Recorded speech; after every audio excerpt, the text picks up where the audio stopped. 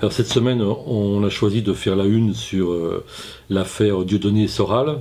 D'ailleurs, on souligne le rôle de Soral, qui est un peu à l'arrière-plan dans les médias, mais qui joue un rôle très important, disons, du point de vue un peu plus intellectuel, disons, que Dieudonné dans ce duo qui est clairement antisémite. Hein. Et notre position, évidemment, de principe et évidente, c'est une condamnation morale totale de cet antisémitisme et des choses qui ont été proférées notamment par Dieudonné. C'est tout à fait inacceptable. Mais derrière ça, il y a quand même autre chose. D'une part, il y a l'empressement du ministre de l'Intérieur à interdire.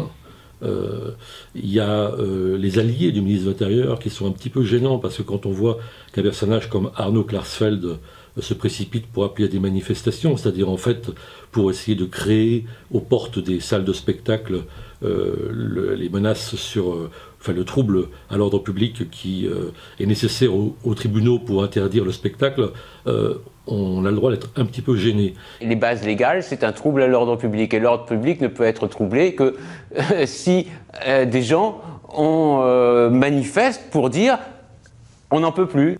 Et surtout sur le fond, c'est quoi l'antisémitisme de Dieudonné et de Soral? C'est un antisémitisme qui confond l'antisionisme et les juifs, le sionisme et les juifs.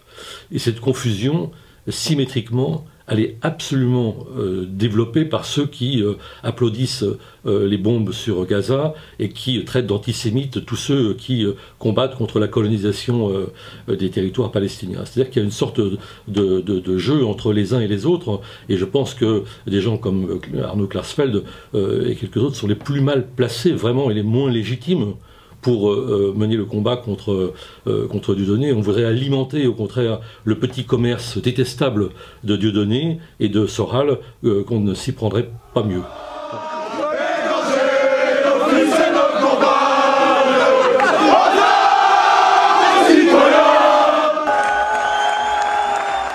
Je crois que le ministre de l'Intérieur, si on lui prête quelque innocence, bon, allons-y pour une fois, mais je ne suis pas tout à fait dupe, sous-estime considérablement la profondeur du problème, car derrière ça, il y a quoi? Il y a l'amertume de toute une partie de nos concitoyens qui se sentent opprimés dans la société, qui sont l'objet de ségrégation, qui sont l'objet de stigmatisation. Cette hâte, par exemple, à remettre sans arrêt au goût du jour la question du voile, en essayant d'étendre l'interdit un peu partout, etc.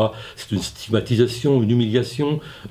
Cela superposé à la question sociale de gens qui sont souvent dans des difficultés, qui sont souvent au chômage, plus en effet le conflit israélo-palestinien, dont on sous-estime l'importance dans notre société, parce qu'il touche aux tripes, je dirais, toute une partie de nos concitoyens. Il y a une profondeur de champ, je dirais, dans ce problème, qui n'est pas simplement les horreurs proférées par Dieudonné, qu'évidemment il faut condamner, mais quand on a fait ça, on n'a pas fait grand-chose, et surtout, il ne faudrait pas oublier que le racisme le plus fort dans notre société, aujourd'hui, si on est un peu de bonne foi, c'est pas l'antisémitisme.